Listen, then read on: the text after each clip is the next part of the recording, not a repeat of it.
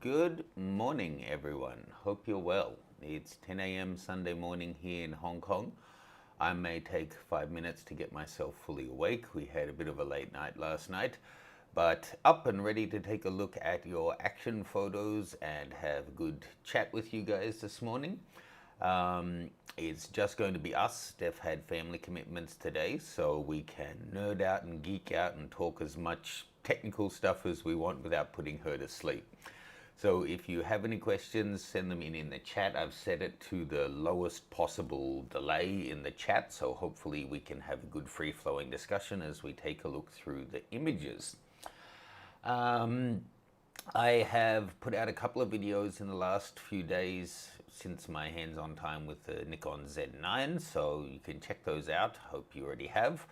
If you have any follow-up questions on them, let me know, and if you have other things that you would like to see tested, let me know as well, because I will be getting one back quite soon to do more exhaustive testing in more different locations, more different scenarios, rather than, just a dance studio essentially.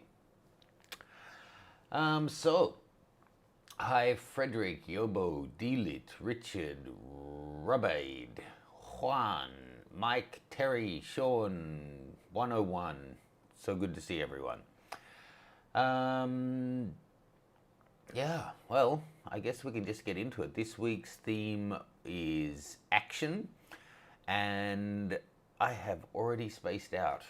I had moved I was thinking not to do a live show next week because I am going to be shooting all that weekend with the Z9. But I can't remember if I ended up setting a theme for the week after that. I'll need to go and check the website myself to double check it. Do we have any questions coming in anyway? Hi Agnetha. Richard is selflessly looking to take on anyone's unwanted F-mount gear. That's so kind of him. Terry, thank you. That's nice to hear. No, I have not set a theme for Sunday the 14th. So if you have some suggestions, let me know, but we won't have a live show next week.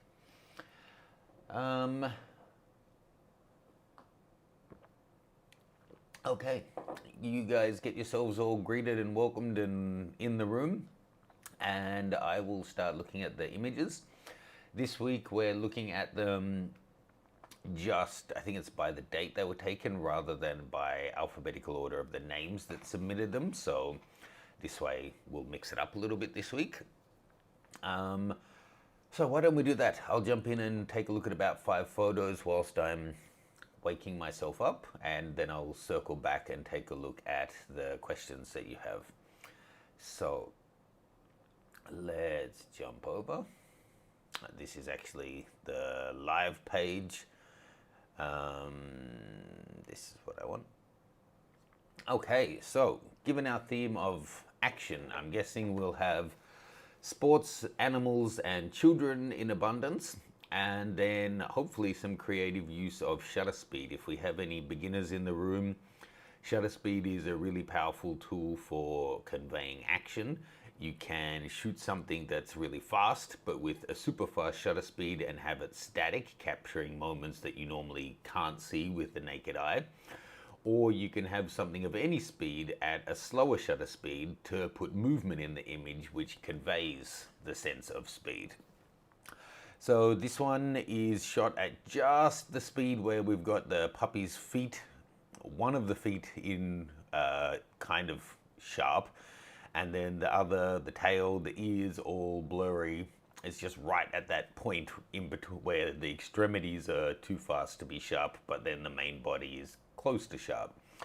To me, this looks like an old film scan or something, but it says it was a D300 taken in 2008. So thank you for sharing. I will put the names on so we can all see that. Thanos. Larry Silverman. Now this one, Larry said he was working at the club and there was signs posted that he was allowed to take photos. It was all with permission. and he said that he worked hard to get this shot. And I can imagine if it's all unstaged, having someone literally throwing a handful of bills on stage like that, the timing would be difficult. I guess it depends on the club. Interesting that both this shot and this shot were both taken with the 300, so that's a theme today. If you shoot with an old camera that was one of the ones that brought me across to Nikon in the beginning, you're likely to get featured on the show. Yeah. I just saw on the super chat that Thomas Reiner sent in a cheeky euro as a tip. Thank you very much. That's very kind of you. Let me know if you have a question. Otherwise, thank you. Always surprises me when people do that. Eric Nope. Now, I think this one is really nicely framed. You got the one guy trying to hold the line against a whole team of players. I don't know if they are actually Maori, but the tattoos and the yeah, I don't really know. Doesn't matter anyway. One guy trying to hold back about 6 big guys. That's a pretty action-packed shot in any case. Yeah, like the framing. It's interesting. I'm not sure what's going on with the file. It's, in a sense, I don't know, maybe this is one, if you saw the video I did on dehaze versus clarity versus texture, this might be one where clarity is actually useful to bring in some mid-tone contrast. See, you've got a really well distributed histogram, but not much kind of local contrast. So here I think actually this is one where clarity could actually add a little bit of punch. I'm going to give that a pick. And I'm going to look at 2 more shots, then come back and look at your questions. As I said, unfortunately Steph couldn't be here today. She does send her regards to everyone. But I'm here and I'm up for a chat and I'm not in a rush, so I'm just a little sleepy. If you have any questions, let me know. Thomas Clemens, very cool shot. Give it a pick before I even discuss it. I think these are my favorite kind of panning shots, when you have objects moving at lots of different speeds. Here, not just the bikes, but then the different parts, like the spokes and the wheels moving the fastest, then their feet, and then the face is kind of static. To have that, but then lots of versions of that, lots of different riders having all kinds of different amounts of blur in the shot, I think works really, really well. Maybe tone down the vignette a little for my taste. Sean Vine.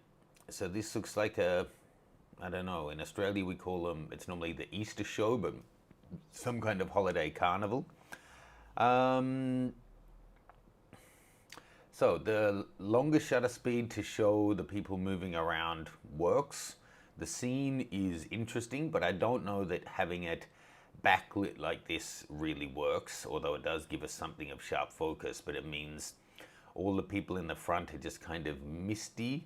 But I think this has potential, but I would like to see it, explored a bit more.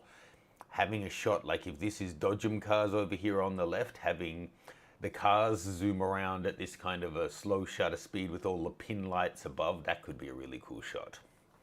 So let's jump back and take a look at some questions. And I think I see some already flowing in from my moderators, my lovely moderators.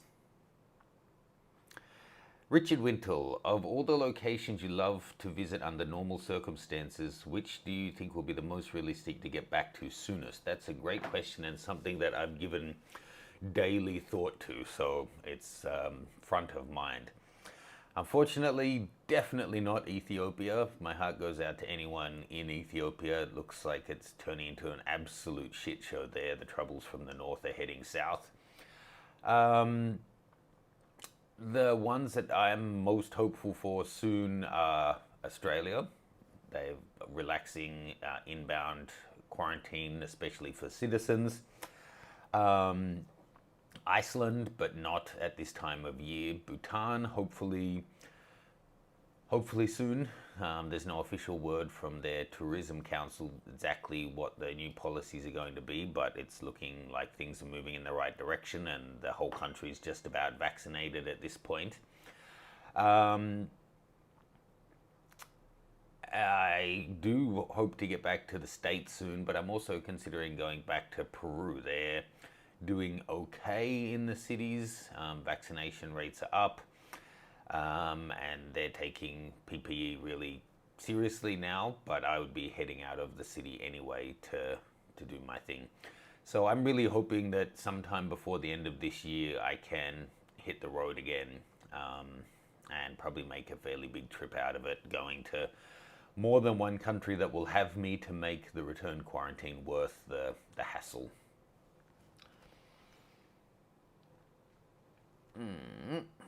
Questions. Oh, they're flowing in now. Do you do any of your own printing? Delit? No, not these days. I print the occasional book for clients and friends, that kind of thing, but I send that out. Short answer, no. I don't have a printer at the studio these days. Rabaid Runar, are you going to do a Scandinavia Germany workshop for 2022? I don't have one planned. We'll see. I would love to, in the second half of 2022, be going back and doing some. I've only done Berlin workshops in the past, so maybe it's worth exploring other cities.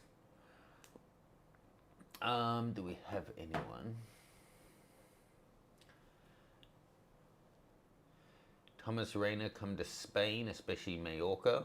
Sounds lovely. Thanks for the invitation. Agnetha, have you taken landscape photos in foreign countries? Yeah, lots and lots and lots. Lots of photos, lots of countries, lots of landscapes. Yeah, that's a difficult thing. Maybe you Europeans can help me out. What are the good hubs? When I go to London, it's always great. We fill up the class. We get a bigger location so we can take a bigger group. And, it's normally half locals, half people from the rest of Europe. When I did the one in Berlin, I thought it was kind of a hub, but actually every single person who attended the workshop was from outside of Berlin, and more than half were outside of Germany. So everyone had traveled to be there.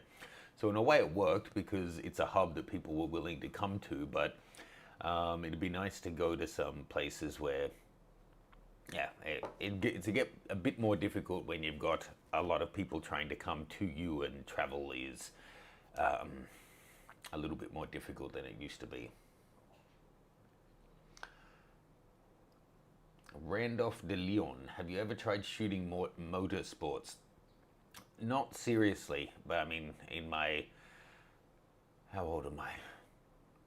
25, 27, 29 years of shooting. I have shot at some rallies and some races, that kind of thing, but not hardcore, not like concerted repeatedly for a particular outcome.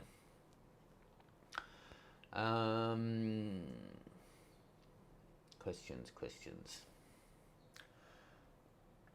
I'm starting to wake up, and we're getting some good questions in, so thank you guys.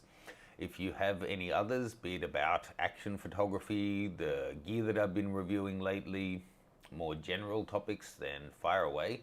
I'll jump back and take a look at a few more photos. Okay, this one from Maggie Sapp. So this is kind of, is that the kid's natural hair color? It looks like it's been colored in a little bit. I'm not sure really what's going on here with the colors. It kind of looks a bit like a watercolor painting, and then her hands look like a doll. It feels like it's had like a miniature toy effect applied to it, and then the colors are all kind of a little bit off as well. I think it's a nice playful moment with the kid running along the beach. I wonder if a lower vantage point getting down to their level might bring us in a little bit more. And then, yeah, I would just watch what you're doing to your colors in the edit, because it doesn't look like a normal day at the beach to me. It looks like a very cinematic version of it. Not that there's anything necessarily wrong with that. Oops, I skipped a couple there. Let's not do that. Here we go. Richard Wintle, kind of a diagonal upwards pan through the shot. We're used to seeing more straight on ones, but pretty well done. The head, the face, and the helmet is pretty much on point. Here with the D500, I should point out that other camera systems are welcome. I think the Canon, Nikon, Canon. Okay, so we're split down the middle of the serious big boys right now. Yeah, overall I like it. Maybe personal taste, a little bit too much movement, a little faster shutter speed might have been better, but we can certainly see that it's a horse doing the jumps. The position in the frame is great. Yeah, nice shot. Tim Landers, kid sliding in, looks like he's safe. The ball's not in the keeper's hands, or the whatever that guy is, catcher's hands. Oops. Again, nice framing. Not sure what has gone on over here though. There's like big blotches where it's had, oh, so you've tried to artificially blur, I guess. So the background has been blurred on this to make it, that explains the pattern in it. But then, oops, sorry, wrong button. But then the blur has extended down here and then applied in strange square blocks around the edge, and then missing this part. Maybe you copy and pasted the mask from another photo onto this one or something. Just be a bit more careful of that, especially if you're gonna, this is very casual and it's a community chat, but if you're gonna submit a shot to a competition, make sure you haven't left those kind of easy mistakes in. Frederick Turner, that looks like some kind of beast, the Flowmaster. I mean, yeah, this is great. I think you could potentially do it at a bit of a slower shutter speed, so you got the rear wheel spinning, blurring out a little bit in the shot, but it's a nice one. I guess as it drove past, you probably got several, so it'd be interesting to see how the side shots look as well. Pete Aitkins, action. Granddad trying to be a fun granddad whilst fearing horribly for the kid playing so close to the edge, I'm sure. Yeah, cute shot. The money shot, however, would be on the other side of this, seeing the child's face, and probably the fear in Granddad's face as well. Let's jump back and look at some more questions. It's weird not having a co-host here to have a back and forward instead of just talking to an empty room. Oh, and now a €5 tip as well. That's very kind. Thank you. Sure, let's just take a look at the ones that I've had sent through to me. Sean Vine, any new watches on the horizon? I have a couple in at requests at two different, well, I have 2 requests in, and you never know, it could take years for them to come through, or they could come in tomorrow, who knows. So on the horizon, no. Oh, I did order a Ming watch at the start of the year, and I think that's due to deliver in the next month. Thomas Reiner, do you know anything from Tamron about Nikon Z lenses? No, sorry. I mean, and if they had told me something that isn't public knowledge, I wouldn't be able to share it with you anyway, but no, I don't. I really hope that they do. I'm hoping also to get some Tamron F-mount lenses in next week to test via FTZ on the Z9 to see how it's performing now with the new autofocus system and the new X-Speed processors that has. So hopefully that's informative for people who are considering the Z9 or tossing up going to Nikon mirrorless at all, knowing that future generations are likely to have the X-Speed 7 and all of that good stuff as well. Yeah, my first test was only with adapting the 200 f2, which is the only f-mount lens that I still have, except for manual ones, and it performed unbelievably well. So I'm really hoping that more common lenses like 24 to 70, 70 to 200, 50 mil, plus third-party lenses like Tamron on Nikon, Tamron and Sigma will also adapt well. So we'll have to see. It will be interesting for people, and the kind of thing that makes the decision on whether to stay or go a little bit clearer if you have an idea of how your existing gear may perform.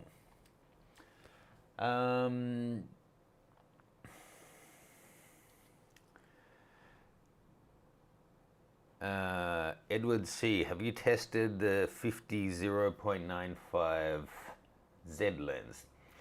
I guess you mean the 58 mil Noct 0.95. I have, and if somebody cares to do that for me, they could pull out the YouTube link for you. Otherwise, let's see if I can quickly grab it.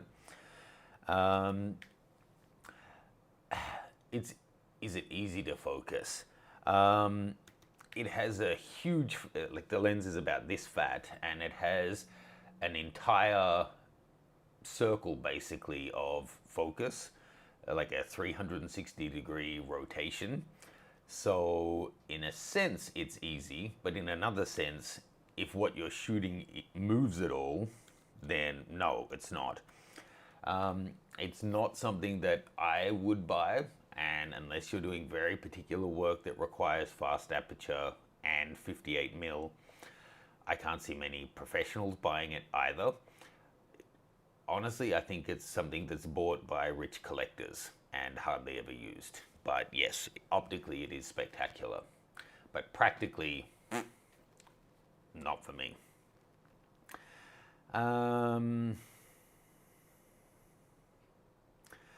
Neil but G, is it better to use group area focus points or auto AF on fast action scenes in sport focusing? Sorry to not give you a black and white answer, but it actually really does depend on the specific body that you're using, even within the same system and the same generation.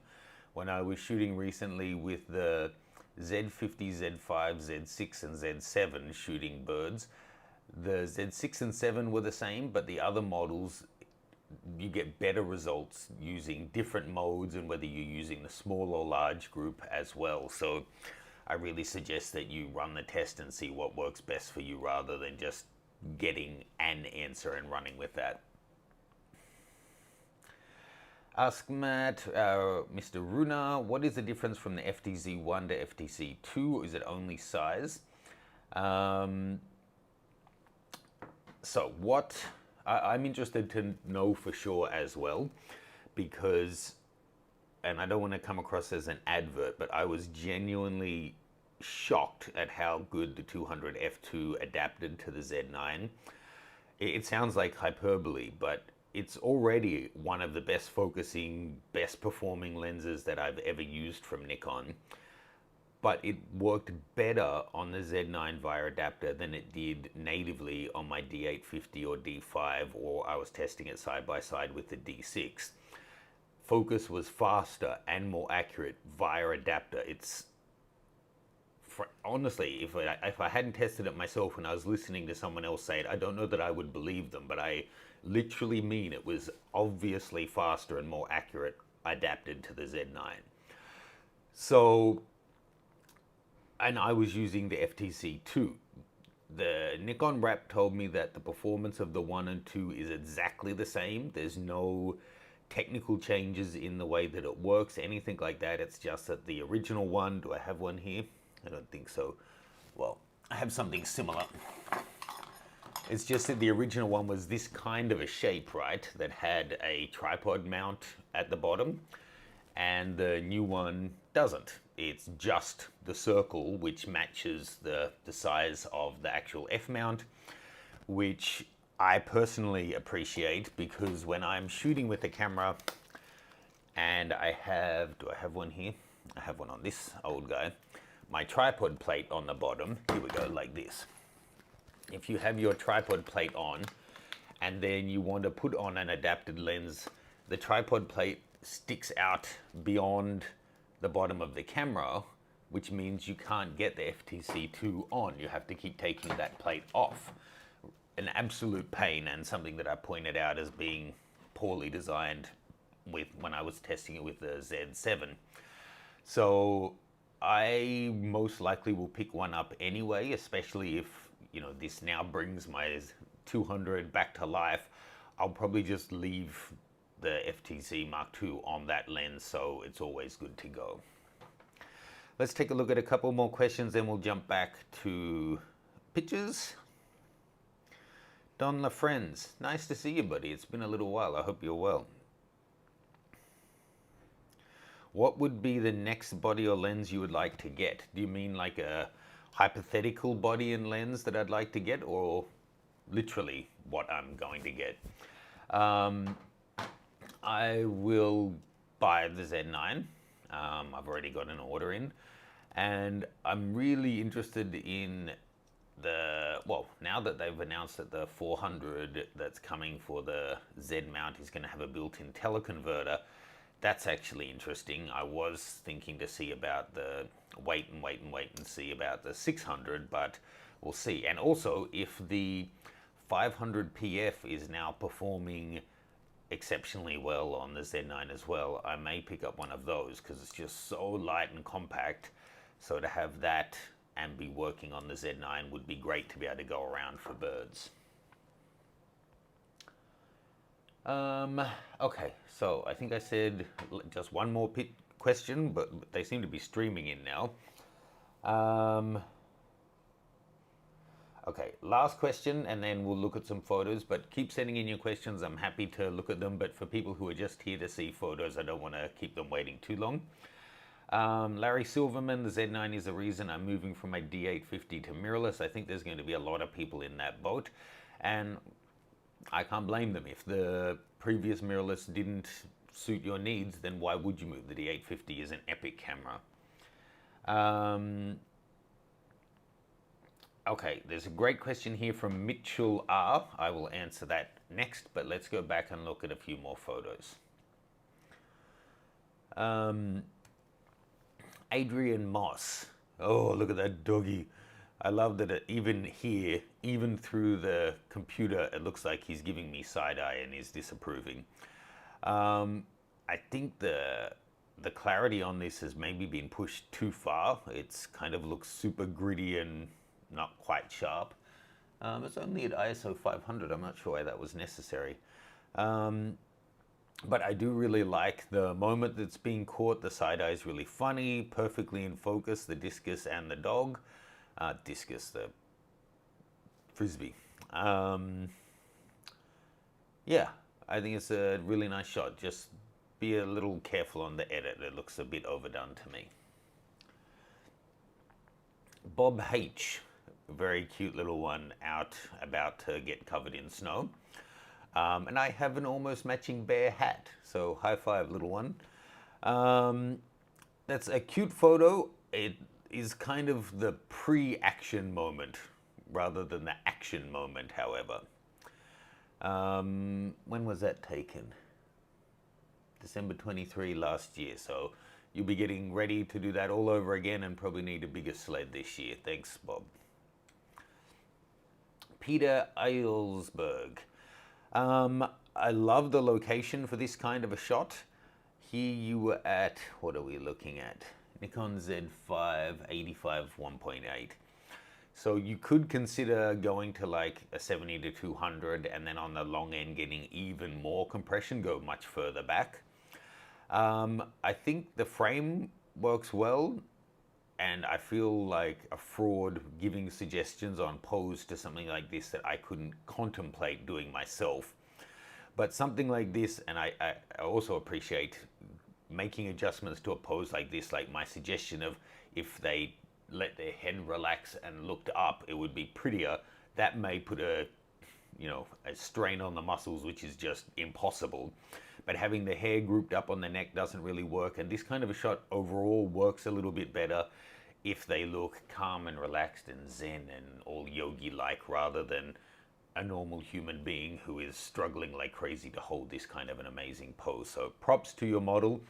In terms of a final finished photo, if you can get that moment where they are able to hide how much it hurts, that's the one. And then I would probably lighten up the skin on the hand and foot just a little bit to match the exposure down here. This one hand in particular looks like it's got a blood flow issue. Oh, David Stevens, boing, perfect. You know what would be a cool shot here? Put your camera on fixed focus on the trampoline and just let it fire on a 2-second timer repeatedly and get the camera bouncing and swinging around. And this is why I end up with dead cameras on my desk, but I still think that would be a fun shot unless it hit your kid. Cute shot. Let's pull away and look again at some questions. Now, who was the last question that I said was a good one and I would come back to? Mitchell R. Now, this is a question I think I got it about 400 times on YouTube yesterday, so let me answer it here. And if you happen to be in one of the chat rooms where people are asking this question again, then send them to this timestamp. So, quick recap. I know not everyone is interested in all of this stuff, so I'll just keep it brief and light. I got a lot of questions on my Z9 video, people asking about the buffer because they had heard that it will only do 35 shots before it freezes up, which was not my experience at all. Then I was sent some links to a camera person who had not touched the camera but was claiming that with the fastest cards in lossless RAW, you could only get 35 shots before the camera would choke and either slow down or stop taking photos. And I knew that wasn't the case because I had shot over 20,000 frames with the camera. So I checked the footage I had, and unfortunately, and I hate when this happens, when it's a he said, she said, and people love drama on YouTube, when you don't have the exact definitive A to A comparison to show. But Nikon Options offers lossless RAW, high efficiency star RAW, or high efficiency RAW. And the claim was about just uncompressed RAW, which the camera doesn't even have. But let's assume they meant lossless because that's the biggest file size. I have shot that, but I didn't have back of cam footage to show that. I wanted to have proof. So it all kind of comes back to some people who have tested it, and in my opinion, completely reputable, and I wasn't referring to them. I hadn't seen this part of their video. They found, DP Review is the channel, that on each of those options, that on lossless, they got 35 to 40 shots. On high efficiency star, they got 70, and on high efficiency, they got 150. But they weren't using top speed cards. They were using quite below average cards, actually, because I had much better cards, and I don't have the number for the lossless, so I can't compare that. They're 40 that they got, but they're 70 and 150 that they got. I got 550 and 1800, so between 8 to 10 times the number of shots by using high quality cards. So long story short, it was always, I have a list of the tests that I'm planning to do once I get the camera back, but one of them always was to compare and show you guys what are the best cards for a camera like that, because most of us know with SD cards, because we've been using them for so long, that there's a difference between a class 10 card, a UHS 2 versus 1, a V90 versus a V60, all of that stuff, we kind of know it. But being that XQD and CF Express are newer, we don't really know it. And the tricky thing is they don't have the same disclosure. It's not like they, V90 for SD card, you don't really have that. So this one saying that it is 256 gig, and do I have the Sony here as well? And that it will do 1700 megabytes per second. Okay, that sounds great. And then the Wise media says 1700 write, 1500 read. And then the Sony says something similar as well. They're all the theoretical maximums, not the sustained minimum. For an SD card, for example, you need a V90 has a guaranteed minimum sustained write speed, and that's why it's what you need to do 4K 120, for example. So I have a whole bunch of different cards in, and I'll be testing all of the different formats and letting you know exactly how many raw shots I got off, so you can make an informed decision. If the camera turns out in some mode to only get 10 shots, I'll share it with you. I don't care. I didn't design the camera. It's not going to hurt my feelings for it to underperform, but I just thought if people are saying having the top cards, you only get 35 to 40 shots, I think that's just a lie, because the test that it was being based on was using far from the best cards. Obviously, they got 150. No, DP Review didn't lie. I should be clear on that. They said this is the card we used and this is the results we got. Other people are then saying that using the top cards, that's all you're going to get. But as I've already said, I got like 1860 shots in high efficiency, whereas DP Review on their slower cards got 150. So that's what, 12 or 14 times the number of shots. Anyway, I think that should answer your question. So give me about 48 hours or so and I'll get that to you.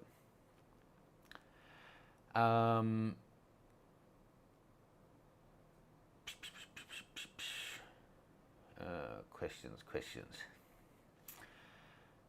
Edward Rivas, what computer are you using to finish your videos and photos? Well, until recently, I did have someone helping me with my video editing who sat right there and was using a MacBook Pro. Now that they have moved on, it's back to me doing everything. And I have a Mac Pro cheese grater under the desk. Jason Jackson, I met you on the Venice Beach street photography walk many years ago, and we talked about Spa World in Osaka. Oh, I miss Osaka, and I miss Venice Beach. Hi, and thanks for stopping by, Jason. I just see people commenting. Edward C, why do you think the maximum ISO is so low compared to D4, D5, D6? It's just a different sensor, and different sensors have different ISOs. There's no reason, it doesn't mean necessarily that 400 on this is going to be worse than 400 on the other one, but it gives you the option to be lower in bright daylight. And it's dual gain, so if you're shooting with N-Log, then you're starting out at ISO 800 in that case. It's a different sensor. That's the only answer I can really give. I don't have a why in terms of what was the engineer thinking type answer.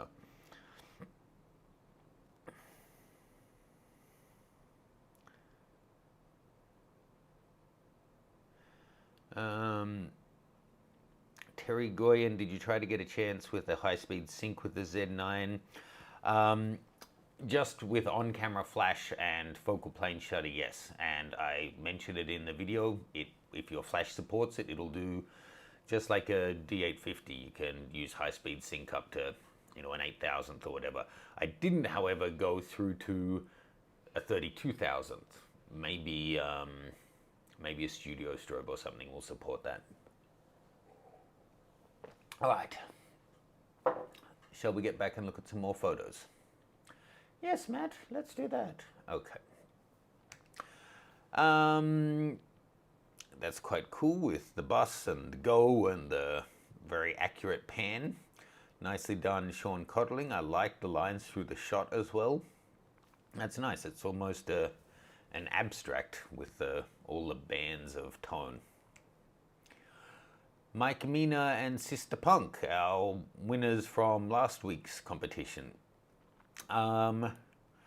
It's so ultra wide angle, it almost looks like a miniature effect that's going on here. Now, without going so close that you're getting an upskirt effect, I think this could work a bit better if you were in closer at, say, 18 mil than so wide out at 14. You'd probably fill the frame better, and having her right in the center like this, it really makes her quite tiny in the frame. But I love the pose and I love the background. Her outfit is killer. But yeah, I actually think it's too wide and it makes her too small in the frame. Vinyl. So this is, the reality of shooting sports. You get the shot where the ball is in exactly the right spot in the frame, but then you can't control if their eyes are open or what the expression on the face is or any of that other stuff. I think you've misfocused a bit on this. It looks like it's a little bit past her face, and the sharpest thing in the shot on this wide shot looks to be the dirt that's spraying up there. Certainly shows the intensity of the action. Nicely timed, having the ball right there in its place. This one's shot on the R6. This is certainly an example of having more frames on an action moment does give you more options.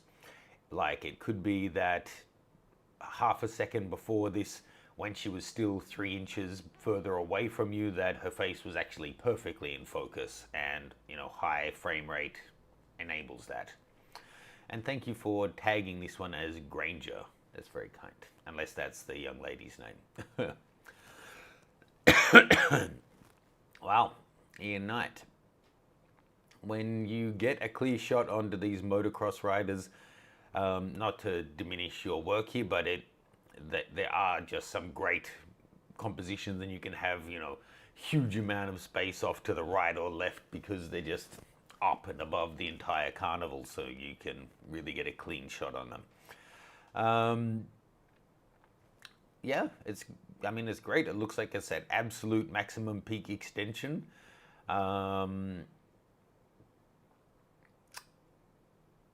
Sharp, like his position in frame. Nice shot. This one shot with the A7 III and the 70-200, so I guess you weren't that close. 135 mil. Okay, very nice. Very nice. Enrique. I think I saw you in the chat. Hi, and thank you for joining us. So, I feel like doing this on rollerblades is pretty impressive, but I don't know that we're getting as much kind of drama or power from it as we potentially could, because we don't see how far off the ground he is, and he's so in a ball. I don't know, it doesn't feel as actiony as if someone were a little bit extended out or we could see their face. He kind of almost looks like he's curling up because he's in shock or something. But it's nicely exposed, close enough to being frozen action. This one was the RP 100 mil at 1/500th of a second. If you wanted it completely frozen, maybe you need to jump up to 1,000. Something I did with one of the dancers in studio the other day, actually laid on the ground and shot straight up at them. You could potentially do something like this, although you don't want him coming down with his blades on top of you. But something like that could make for a cool composition. So, in this case, you might be looking up into his face, which could be nice. Let's look at one more, and then we'll jump out for some more questions. Okay, Chris and a softball shot. So again, I would just be a little bit careful. The yellows, greens, and oranges are really, really oversaturated on this for my taste. From memory, I think you said you were shooting this from the bleachers behind the fence, so I think you've done a good job that we don't get a sense of that. We've got the guys in the background doing the same thing. Yeah, be careful on the colors a bit, but I think the timing of your action is really good. The placement of the ball in frame is great. Looks like she is going to make that catch.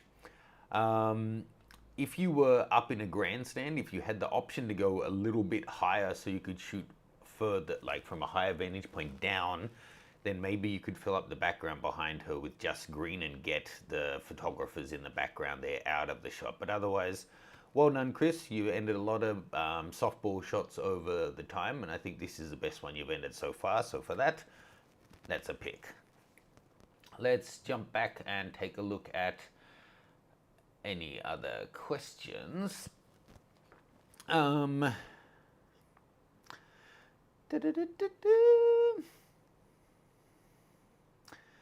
Would you prefer to see more motion in the photos instead of frozen action? I was specifically going for frozen action in my submission, Frederick Turner.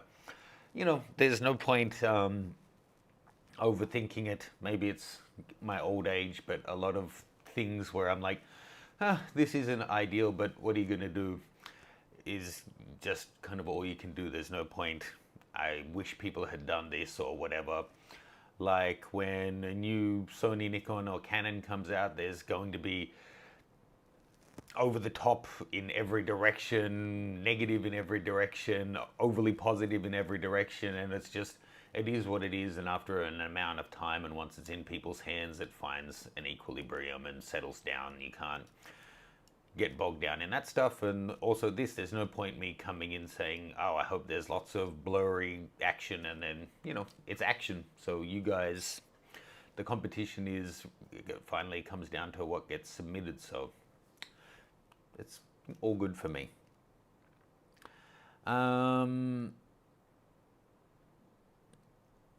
Mark Walsh, which micro is right for filming soccer? I'm not really sure what you're asking me, Mark. Can you give me a little bit more context of what you're looking for, what system you're shooting, what actual job you're looking to do at a soccer match?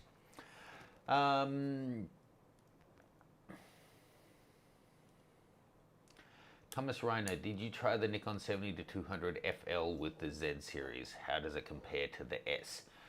I've shot them side by side, and I actually, the day that I was shooting, I don't know, let me know in the chat, guys, how many of you have actually seen the video that I did at the dance studio with the Z9. I know not everyone will have, but it will help if you have, so you know what I'm talking about.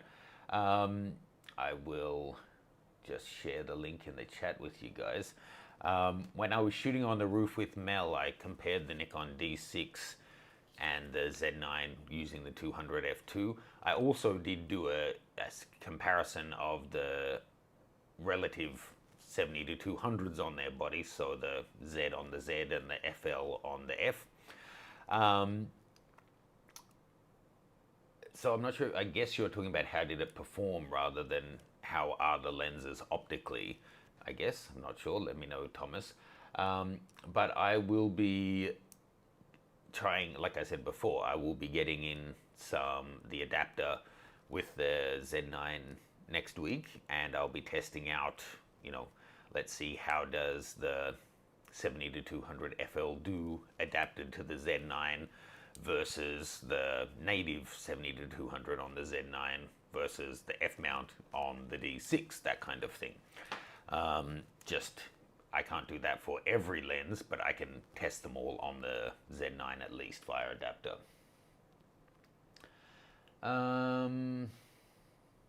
What's the 1Z lens you're waiting for? The 85-1.2, yeah, maybe. I'd be more interested in a 105-1.4, but I don't see that on the roadmap. I'm interested in the 400 and 600 mil lenses, to be honest.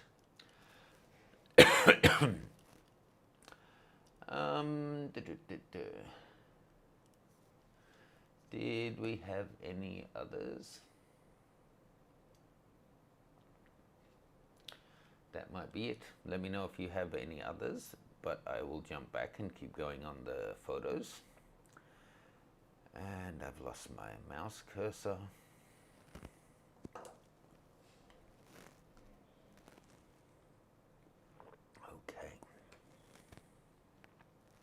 Oof, hazy. Oh, look at that mullet. Love it. Whoa, whoa, whoa, whoa.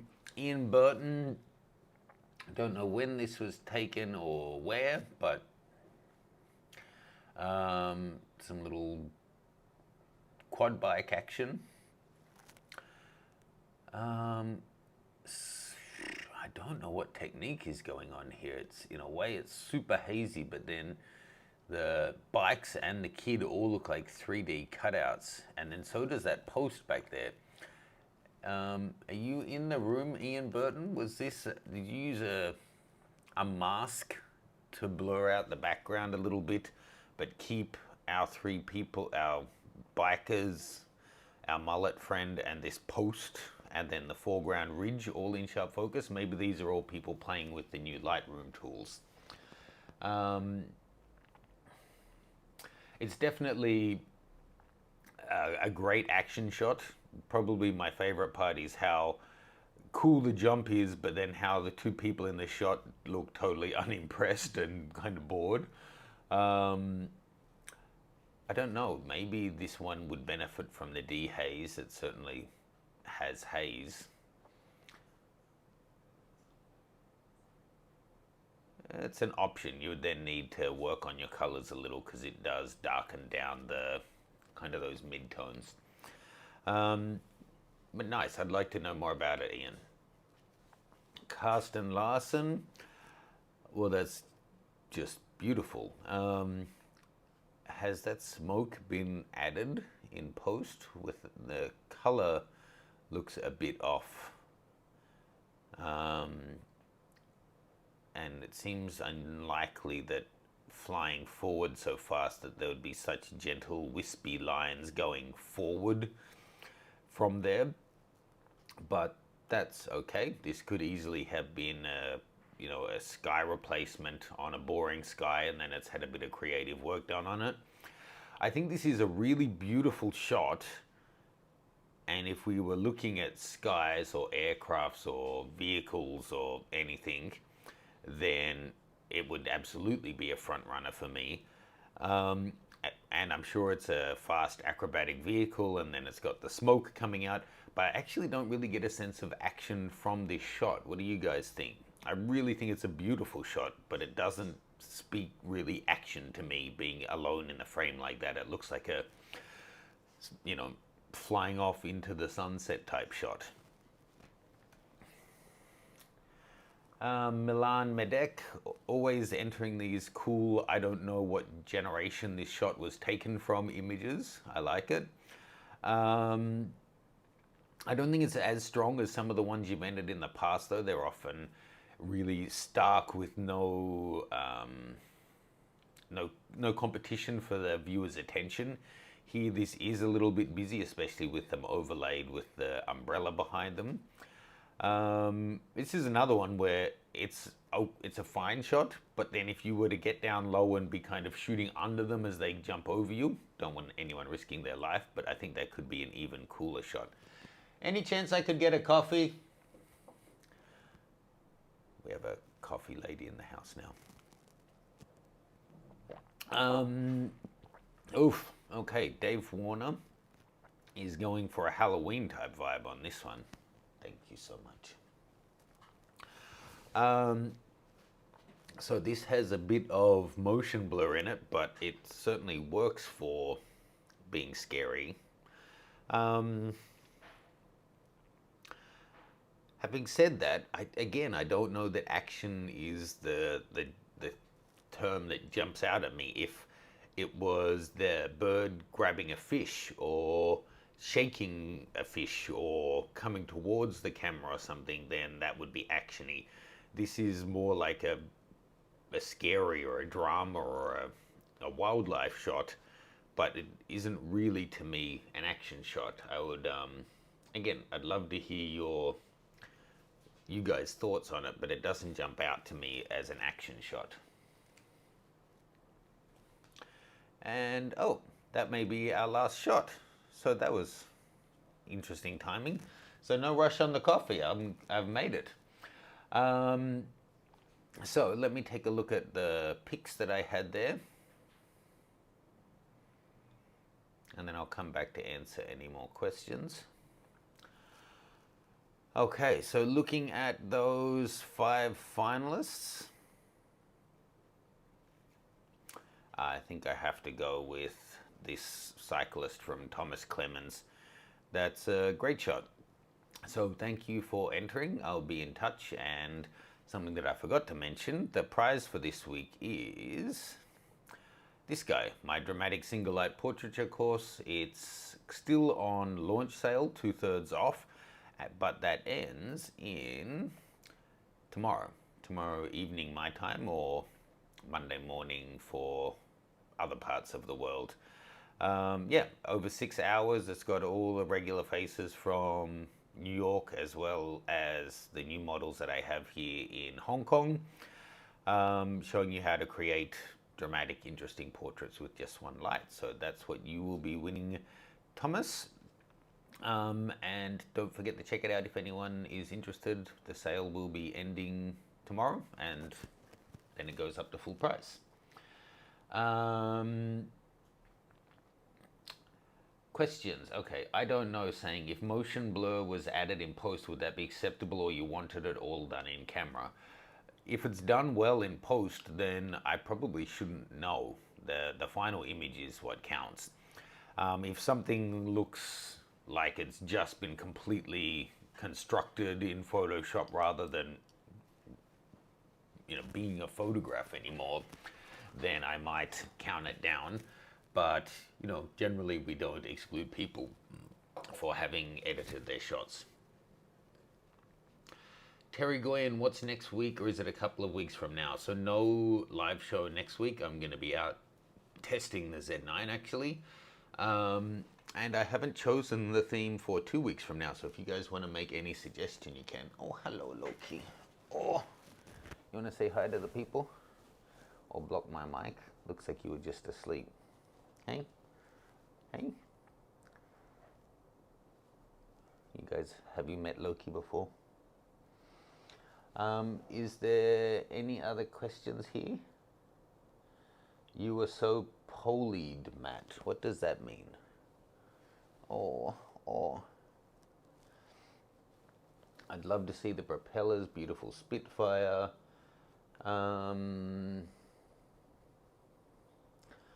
Richard, I like your suggestion of an abstract theme. I was thinking abstract, so yeah, maybe. I did see a question there. Thomas, what do you mean by you're so polyed? Everyone else, yes, you can. I will update the theme. You've had enough hugs. I will update the theme at mattgranger.com/live, and you'll be able to see it there once we've decided. But I think I'm going to decide in the next couple of minutes here. Thomas Reiner, there was a single light course on 5-day deal for you. Is this the recent one? Thanks for asking. So a year ago, I released for 5-day deal, the charity site, a 5-part single light express course, which if you bought that, I've already written to those people and given them access on my new site to those 5 parts. But then over the next year, I continued filming it and made it into like a 30-part series, which is now the masterclass. So those who have, it's their first time seeing the course, you can buy the whole thing. That's what that sale was. If you already got the 5-day deal one, I made an upgrade only version that has all the new stuff except for the part that you already have. And that's at an extra discount for those people, so they don't have to buy it twice. So all that info is on the page. The link has been shared if you go to the bottom. And if you did buy the 5-day deal one, please check your email, because I did email like 2 weeks ago to give access to that. And if you're missing it, let me know and we'll get it sorted.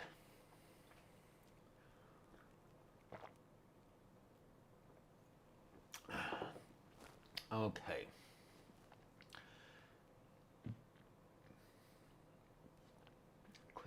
Questions. I'm thinking about selling my Sony A7S III. Anyone in the market? Apparently these are back ordered until like February next year, so it should be pretty easy to sell, I guess.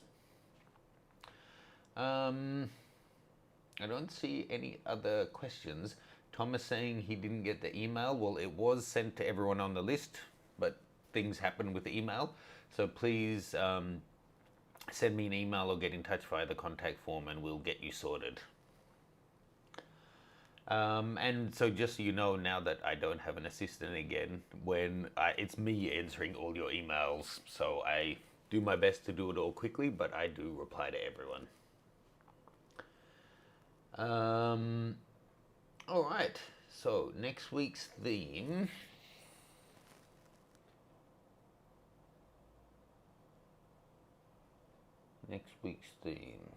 No, 2 weeks from now theme.